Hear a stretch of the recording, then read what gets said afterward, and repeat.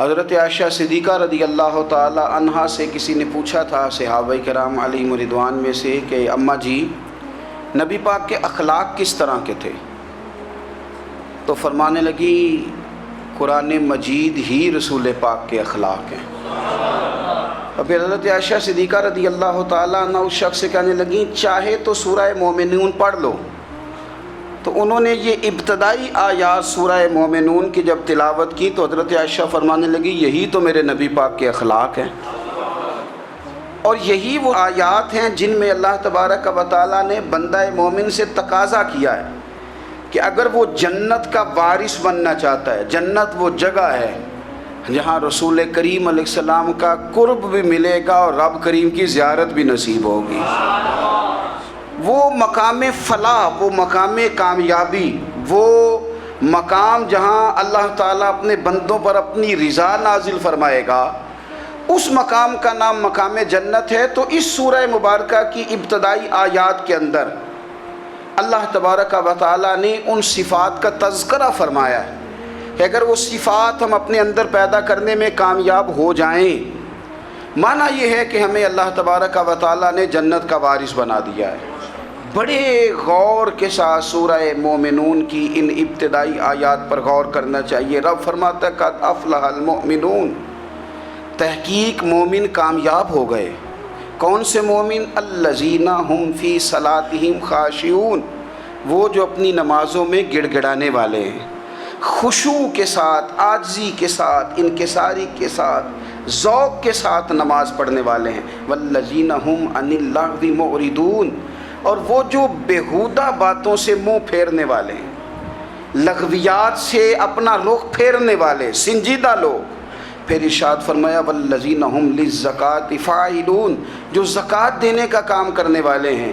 پھر فرمایا والذین ہم لفروجہم حافظون، اور وہ لوگ جو اپنی شرمگاہ کی حفاظت کرنے والے، اپنی شرمگاہ کی حفاظت کرنے والے۔ الا علی ازواجہم، مگر یہ کہ اپنی بیویوں پر، او ما ملکت ایمانہم، یا اپنی شرعی باندیوں پر۔ اس زمانے میں جو لونڈی خریدی جاتی تھی اس سے بھی وطی کرنا جائز تھا، اگرچہ اب لونڈیاں موجود نہیں ہیں تو یہ فعل بھی موجود نہیں، سوائے اپنی بیویوں پر یا شرعی باندیوں پر۔ فإنہم غیر ملومین، فرمایا جو یہ کام کرے اس پر کوئی ملامت نہیں ہے، اپنی بیوی کے پاس شرعی طریقے سے جائے یا باندی کے پاس جائے۔ فمن ابتغى وراء ذلك، اور جو آدمی اس کے بعد اس حد سے بڑھے، اس کے سوا کچھ اور کرے جو بندہ، فرمایا فاولئک هم العادون، یہ لوگ حد سے بڑھنے والے ہیں۔ جو لونڈیوں اور باندیوں کے علاوہ، اپنی بیویوں کے علاوہ کسی اور جگہ گندگی کریں، یہ حد سے بڑھنے والے، حدوں کو کراس کرنے والے لوگ ہیں۔ پھر ارشاد فرمایا والذین هم لاماناتہم وعہدہم راعون، اور وہ جو اپنی امانتوں اور اپنے وعدوں کی رعایت کرتے ہیں، امانتیں ادا کرتے ہیں، وعدے پورے کرتے ہیں۔ اور وہ لوگ جو اپنی نمازوں کی حفاظت کرنے والے ہیں، جن میں یہ خوبیاں آ گئیں، میرا رب فرماتا ہے نماز میں خشوع خضوع حاصل ہو گیا، فضولیات سے بچ گئے، زکوٰۃ ادا کرنے والے بن گئے، شرمگاہ کی حفاظت کرنے والے بن گئے، امانتیں عہد پورے کرنے والے بن گئے، اپنی نمازوں کے محافظ ہو گئے۔ اللہ اکبر، قربان جائیں۔ مالک فرماتے ہیں اولئک ھم الوارثون، یہی لوگ تو وارث ہیں۔ یا اللہ کس چیز کے؟ فرمایا الذین یرثون الفردوس، یہ لوگ جنت کے وارث ہیں، یہ جنت کے وارث ہیں یہ لوگ۔ ہم فیہا خالدون، اور فردوس سے، جنت سے نکالے نہیں جائیں گے، ہمیشہ ہی جنت میں رہیں گے۔ یہ آیات اللہ کا مطالبہ بھی ہے، یہ آیات صحابہ، اہل بیت، اولیاء اللہ، ان تمام کی سیرت کا عکس بھی ہے۔ اور سب سے بڑھ کر سیدہ عائشہ صدیقہ فرماتی ہیں یہی تو آیات ہیں جنہیں اچھی طرح سمجھ لو گے تو تمہیں مدینے والے کے اخلاق بھی سمجھ میں آ جائے گا، حضور کے اخلاق بھی تمہیں سمجھ میں آئیں۔ بڑے غور کے ساتھ سورہ مومنون کی ان ابتدائی آیات پر غور کرنا چاہیے۔ رب فرماتا ہے قد افلح المؤمنون، تحقیق مومن کامیاب ہو گئے۔ کون سے مومن؟ الذین هم فی صلاتہم خاشعون، وہ جو اپنی نمازوں میں گڑ گڑانے والے ہیں، خشوع کے ساتھ، عاجزی کے ساتھ، انکساری کے ساتھ، ذوق کے ساتھ نماز پڑھنے والے ہیں۔ دیکھیں قرآن نے یہ نہیں کہا شروع میں کہ وہ لوگ اپنی نماز پابندی سے پڑھتے ہیں، بلکہ فرمایا وہ نمازوں میں عاجزی کرتے ہیں، وہ نماز میں خشوع کرتے ہیں، خضوع کرتے ہیں۔ نماز ہم بھی پڑھتے ہیں، ڈھیر سارے لوگ ہیں جن کا یہ مطالبہ ہے کہ میرا نماز میں دل ہی نہیں لگتا۔ پہلی بات تو یہ ہے کہ دل نہ بھی لگے تو نماز پھر بھی پڑھنی ہے، اور دوسری بات یہ ہے کہ دل لگانے کو بھی تو کچھ انسان کے پاس چیزیں ہونی چاہیے نا، کوئی ضروریات ہوتی ہیں۔ سب سے پہلی بات یہ کہ مسئلہ نماز کا نہیں، مسئلہ اہمیت کا ہے۔ آپ نے اللہ تبارک و تعالیٰ کی ذات کی، رب کریم کے جلالت کی جتنی زیادہ اہمیت اپنے دل میں محسوس کر لی، اتنا ہی نماز کی طرف توجہ آپ کی بڑھ جائے گی۔ آپ سادی سی مثال ہے، غور کر لیں، جتنا آپ اپنے استاد کو پروٹوکول دیتے ہیں، جتنی عزت کرتے ہیں، اتنا ہی وقت پہ آپ ان کے پاس پہنچ بھی جاتے ہیں۔ اگر آپ کے دل میں اہمیت نہیں ہے تو آپ ٹال دیں گے، اور جس استاد کی اہمیت ہے اس کے فون کی گھنٹی بجتے ہی فون بھی اٹھایا جائے گا، اور بات پوری مکمل بھی نہیں ہوگی تو کہا جائے گا جیسے آپ کہیں گے، اور جو وقت وہ دیں گے ان سے 10 منٹ پہلے پہنچنے کی کوشش بھی کی جائے گی۔ بس سمجھ لیں دل لگنے نہ لگنے کا مسئلہ نہیں، اہمیت کا مسئلہ ہے۔ آپ جتنی اپنے مالک کی بارگاہ کی اہمیت سمجھ لیں گے، اتنا ہی وقت پہ مسجد آئیں گے، اتنا ہی شوق سے نماز پڑھیں گے۔ دوسری بات، نماز کے ترجمے پہ غور کریں۔ آپ یقین کریں اگر نماز کا ترجمہ ہمیں آ جائے نا تو ہمیں تو یوں لگے کہ ہم تو اپنے مالک کی بارگاہ میں عرض و معروض کرنے حاضر ہوئے ہیں۔ یہ سورہ فاتحہ ہی دیکھ لیں آپ، حضور فرماتے ہیں، رب فرماتا ہے سورۃ فاتحہ آدھی میری ہے آدھی میرے بندے کی ہے۔ جب اس نے کہا الحمدللہ رب العالمین الرحمن الرحیم مالک یوم الدین ایاک نعبد و ایاک نستعین، جب یہاں تک وہ لفظ کہتا ہے تو یہ حصہ میرا تھا۔ اس نے اپنے رب کی تعریف کی، اور جب کہا نا اس نے اہدنا الصراط المستقیم، اب بندے نے التجائیں شروع کر دی۔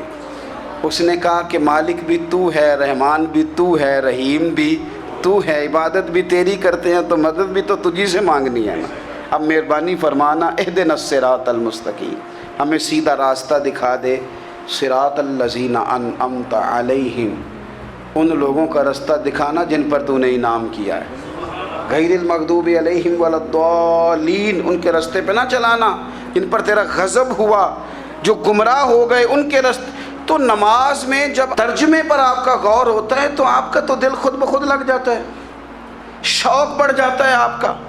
تو اتنی چیزیں ہم زندگی میں یاد کرتے ہیں، تو اگر ترجمہ بھی نماز کا یاد کر لیں اور پھر شوق سے پڑھیں تو آپ یقین کریں طبیعت کھنچی چلی آئے گی۔ ہمارے یہاں کچھ لوگ نماز پڑھتے ہیں پر بڑی لاپرواہی سے پڑھتے ہیں، کبھی ادھر دیکھتے ہیں کبھی ادھر دیکھتے ہیں، کبھی بال سہلاتے ہیں۔ وہ میں نے دیکھا ہے سجدے جا رہے ہیں تو سیانے سیانے بندے کبھی کپڑے کو چھیڑ رہے ہیں، کبھی جگہ کو چھیڑ رہے ہیں۔ میرے نبی کریم صلی اللہ تعالیٰ علیہ وسلم نے فرمایا ان لوگوں کا کیا حال ہے جو اپنی نماز میں نظریں آسمان کی طرف اٹھاتے ہیں، رکوع سے اٹھے تو اوپر دیکھنا شروع کر دیا، کیا حال ہے ان کا۔ اور پھر حضور نے ایک موقع پر تو سختی فرمائی، فرمایا جو نماز پڑھتے اپنی نظریں آسمان کی طرف اٹھاتا ہے وہ باز آ جائے، ورنہ ایسا نہ ہو کہ رب اس کی آنکھیں ہی چھین لے، وہ باز آ جائے اس کام سے۔ خشوع کے ساتھ نماز پڑھے، عاجزی کے ساتھ نماز پڑھے، اس کا دل لگا ہوا ہو نماز کے اندر۔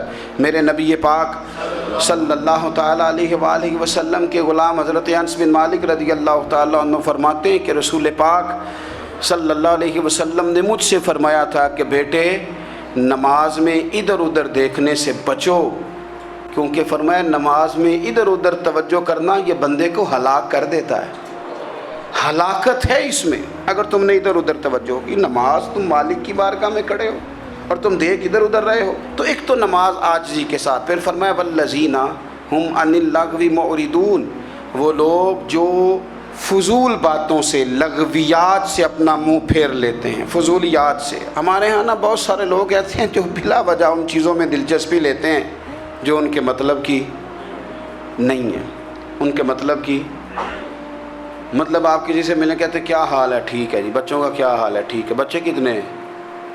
تو بھئی آپ کو جب پتہ ہی نہیں تھا کتنے ہیں تو حال کیوں پوچھا آپ نے؟ آپ کرتے کیا ہیں؟ آپ کا بڑا بھائی کیا کرتا ہے؟ چھوٹا بھائی کیا کرتا ہے؟ ابا جی کیا کرتے ہیں؟ بھئی آپ کے مطلب کی بات نہیں، آپ مطلب کی مقصد کی بات کریں، بے مقصد باتوں میں الجھنے کی ضرورت نہیں ہے۔ دیکھیں، اپنا ادارہ میں چلاتا ہوں، اپنا گھر آپ چلاتے ہیں، اپنی ڈیوٹی آپ کرتے ہیں۔ آپ کو زیادہ بہتر پتہ ہے کہ آپ اپنا گھر کیسے چلا رہے ہیں، مجھے زیادہ بہتر پتہ ہے کہ میں مدرسہ مسجد، مجھے زیادہ بہتر پتہ ہے اس کے اندر کون سی اصطلاح کس طرح کرنی ہے، یہ مجھ سے زیادہ بہتر کوئی بندہ جانتا نہیں۔ اب ہم کیا کرتے ہیں، جب ہم دوسرے کے کام میں مداخلت کرتے ہیں تو دو نقصان ہوتے ہیں۔ ایک تو اس کے ساتھ ہمارا رائے کا اختلاف ہو جاتا ہے، اور دوسرا ہمارے اپنے بہت سارے کام رہ جاتے ہیں، کیونکہ ہماری توجہ ہی دوسرے کی جانب تھی، اپنے بڑے سارے کام رہ جاتے ہیں۔ اس لیے بہت ساری ایسی چیزیں ہیں جن میں بلا وجہ کوئی مقصد نہیں۔ ہم پرانے لوگوں سے باتیں سنا کرتے تھے، ہمارے بزرگ کہا کرتے تھے جڑے پنڈ جانا نہیں، جڑے پنڈ جانا نہیں اودہ راہ پوچھنے دی کی لو۔ لغویات میں نہ الجھے، فضولیات میں نہ الجھے، یعنی ٹو میں رہنا، ٹو میں۔ آپ یقین کریں، میں نے پرسنلی طور پہ اس چیز کو محسوس کیا ہے کہ ہمارے بہت سارے اہم حقوق صرف اس لیے مس ہوتے ہیں کہ ہماری اپنے سے زیادہ توجہ سامنے والے پہ ہوتی، سامنے والے۔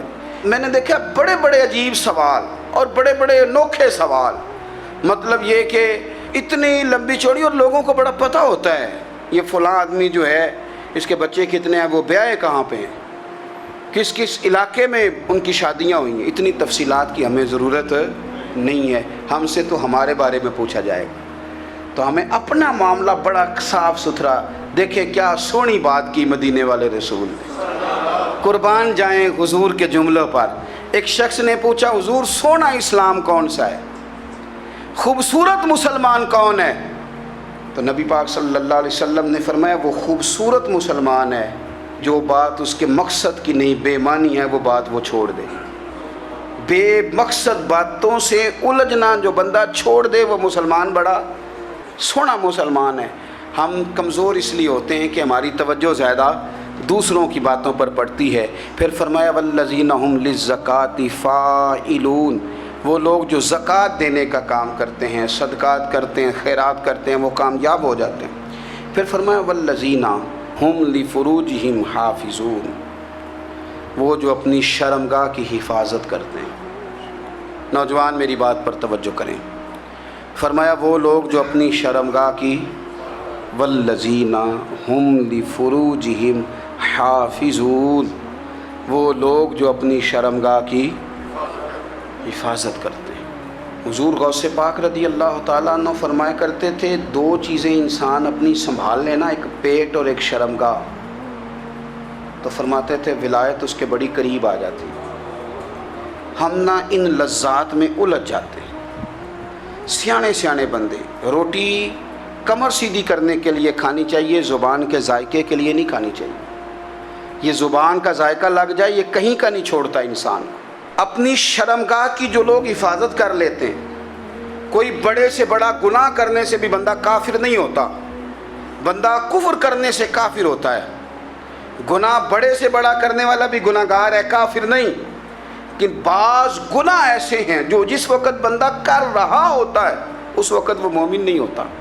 میرے نبی کریم صلی اللہ تعالیٰ علیہ وسلم نے فرمایا جب کوئی شرابی شراب پیتا ہے اس وقت مومن نہیں ہوتا، جب کوئی چور چوری کرتا ہے تو اس وقت مومن نہیں ہوتا، اور جب کوئی زانی زنا کرتا ہے تو تب وہ مومن نہیں ہوتا۔ اتنی دیر کے لیے اس کے دل سے ایمان نکال لیا جاتا ہے۔ یہ جو ہمارے لڑکے بن سنور کے نکلتے ہیں، یہ جو میک اپ کا خرچہ لڑکیوں کے برابر لڑکوں کا ہوتا جا رہا ہے، یہ جو لڑکے بھی رات کو چہرے پر کریم لگا کر کے سوتے ہیں، یہ بتا سکتے ہیں کہ مقاصد کیا ہے؟ بتا سکتے ہیں؟ یعنی بچے بھی بغیر شیمپو کے بال نہیں دھوتے، مثلا کیا کرنا ہے آپ نے اس کا؟ بڑی بڑی قیمتی چیزیں جو ہیں وہ آپ نے رکھی ہوئی ہیں، مقصد کیا ہے؟ یہ جو ہمارے بچے بن سنور کے نکل رہے ہیں تو کیا دعوت دے رہے ہیں سوسائٹی کو؟ شارٹ نکرے پہن کے جو نکلے ہوئے ہیں उरियां लिबास पहन के निकले हुए। इकबाल ने कहा था दियार मशरिक हवस में गलता, शबाब उरियां शराब इसियां, जिसे भी देखो गरी के इसियां। हम ऐसी तहजीब क्या करेंगे। शबाब उरियां, तुमने अपनी जवानी नंगी कर डाली है सारी माज़अल्लाह। किन मकासद के लिए, मैं वो आदाद शुमार बता नहीं सकता। हमारे यहाँ गंद सस्ता हो गया है, लोगों ने गुनाह तक पहुँचना आसान बना दिया है।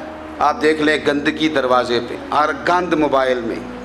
कैसे बचाएं इन बच्चों को, क्या करें, कलेजे फटते हैं। कभी बातें सोचते हैं तो सोचते हैं आने वाली नस्ल को कहाँ ले जाएं, कहाँ छुपाएं, क्या ऐसा करें कि ये बच जाएं, खुदारा कुर्बान जाएं हज़रत उस्मान गनी पर। मुसन्नफ़ इब्न अबी शैबा में सहाबा फरमाते हैं हज़रत उस्मान गनी ना बड़े मालदार थे। माल आता है तो लोग अय्याश नहीं हो जाते, माल आता है तो लोगों की ख्वाहिशात बहुत बढ़ नहीं जाती। बड़े मालदार थे, मालदार भी थे और सोने भी बड़े थे। हज़रत उसामा बिन ज़ाद कहते हैं मैंने ज़िंदगी में इतना सोना बंदा नहीं देखा जितने हज़रत उस्मान गनी खूबसूरत थे, पैसा भी हुस्न भी। लेकिन फरमाते हैं कि हज़रत उस्मान गनी सबसे बढ़कर अपनी शर्मगाह की हिफाजत करने वाले और सबसे बढ़कर सिला रहमी करने वाले, रिश्तेदारों से अच्छा सलूक करने वाले, हया वाले, शर्म वाले, पाकीज़गी वाले। आपका ज़हन है, आप सुबह उठते ही ज़हन बना लें कि मैंने आज इतना सबक पढ़ना है, आज इतनी तफसीर देखनी है, इतनी इबादत करनी है, फ़लानी नात मैंने देखनी है, फ़लाँ खैर का काम करना है, फ़लाँ आदमी के साथ नेकी करनी है। सुबह ज़हन बना लें, आपका ज़हन वही काम करने लगेगा। लेकिन अगर सुबह उठते ही ज़हन में गंदगी है, रात को सोते ही माज़अल्लाह ज़हन में वसवसे हैं, तो फिर सारा दिन वही चक्की चलेगी, वही अंदाज़ रहेगा। थोड़ा सा आपको इसकी निगरानी करनी है, थोड़ा सा। फाशी उरियानी ये तेज़ी से फैल रही है, तेज़ी से गंदगी लोग कशीद करके लाते हैं। और हया का मतलब सिर्फ इतना ही नहीं है आप ज़िना और बदकारी से बचें, आप अपनी ज़ुबान को भी हया वाला बनाएं। कोई कच्चा कमज़ोर जुमला, गंदी बात, गाली कभी भी ज़ुबान पे ना आए। आपका अंदाज़ हया वाला हो, बेबाक हो जाना, बेबाक बोलना। मैं बारीकी से इस बात को समझता हूँ और मैं आपको बहुत सारी बुज़ुर्गों के इरशादात का निचोड़ अर्ज़ करने लगा हूँ। आप अपना ज़हन साफ़ कर लें, आपके बहुत सारे काम वैसे ही सही हो जाएंगे। क्योंकि हमारे दीन के अंदर ज़्यादा अजर नीयतों और इरादों पे मिलता है। आपके जो अंदर की पाकीज़गी है वो बहुत सारा फ़ज़ल लाती है अल्लाह का। और अगर दिल ही नापाक हो, ज़हन ही नापाक हो, तो वो खैर की चीज़ें किस तरह करके दाखिल होंगी। अपनी शर्मगाह की कुर्बान जाएं। नौजवानों ज़रा गौर करना, मेरे नबी करीम सल्लल्लाहु ताला अलैहि वसल्लम के बारे में हज़रत आयशा सिद्दीक़ा फरमाती हैं कि अरब की कवारी लड़कियां बड़ी हया वाली होती थीं, लेकिन अल्लाह के प्यारे रसूल सल्लल्लाहु अलैहि वसल्लम अरब की कवारी लड़कियों से भी बढ़कर हया वाले थे।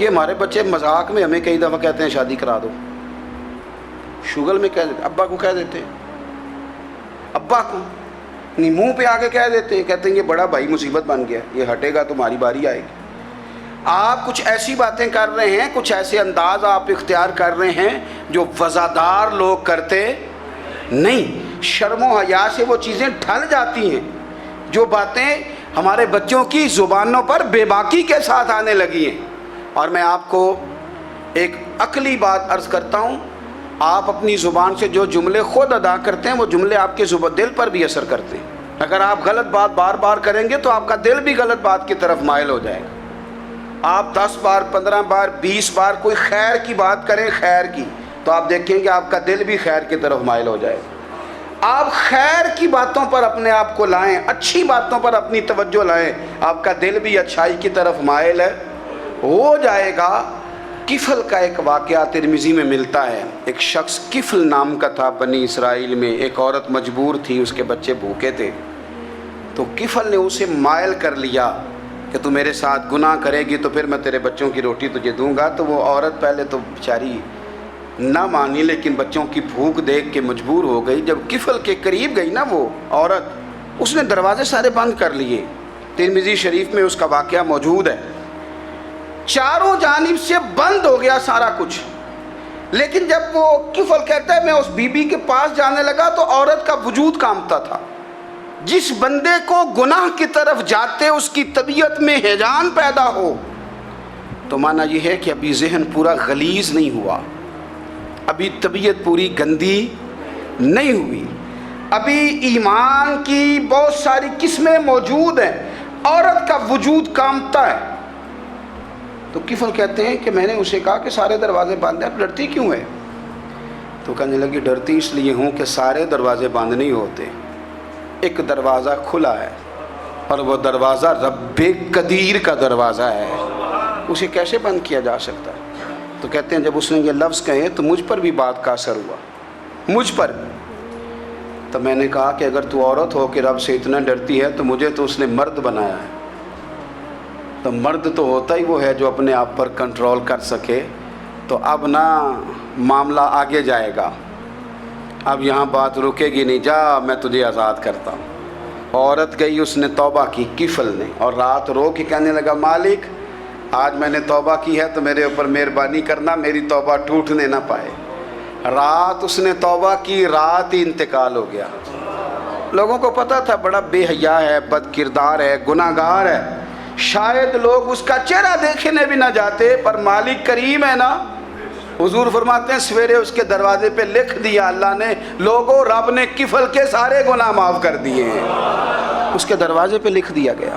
جب آپ اپنی حفاظت کرنا چاہتے ہیں تو اللہ پھر اسباب بھی پیدا کر دیتا ہے.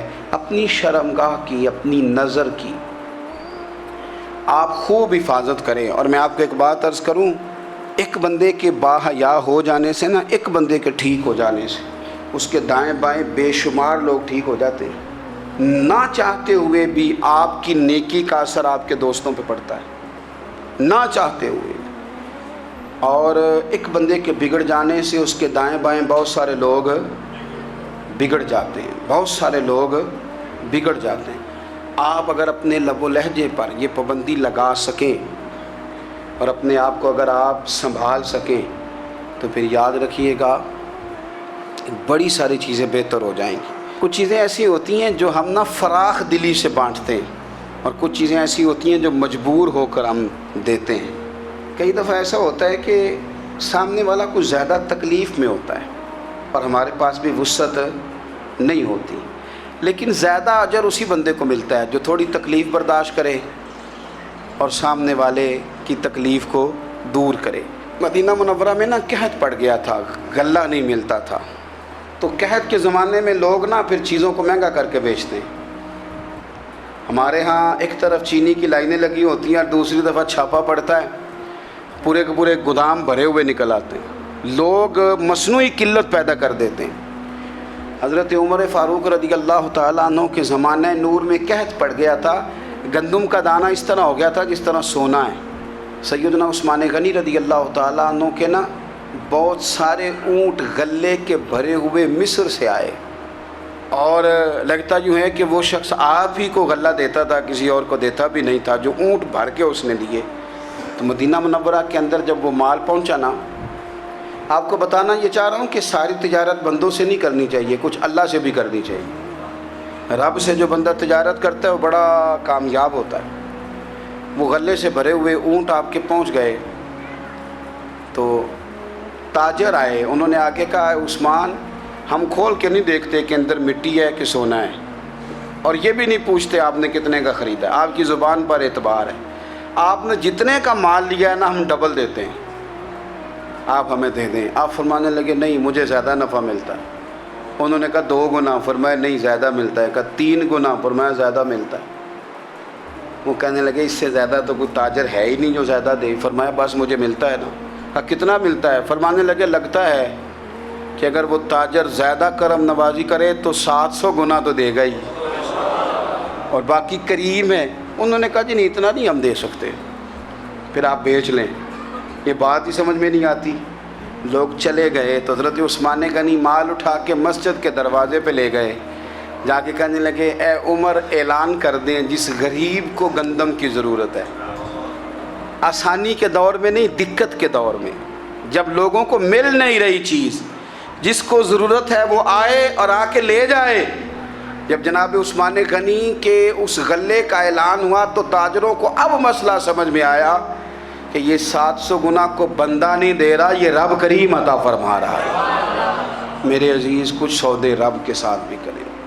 اگر کوئی بڑا ضرورت مند دروازے پہ آ جائے نا تو پھر اپنا نفع نقصان نہیں سوچنا، پھر تو رب کے ساتھ تجارت کرنی ہے۔ ضرورت مند کی ضرورت کا لحاظ کرنا، یہ نہ مسلمانوں کے ایک دوسرے کے قریب کرے گا۔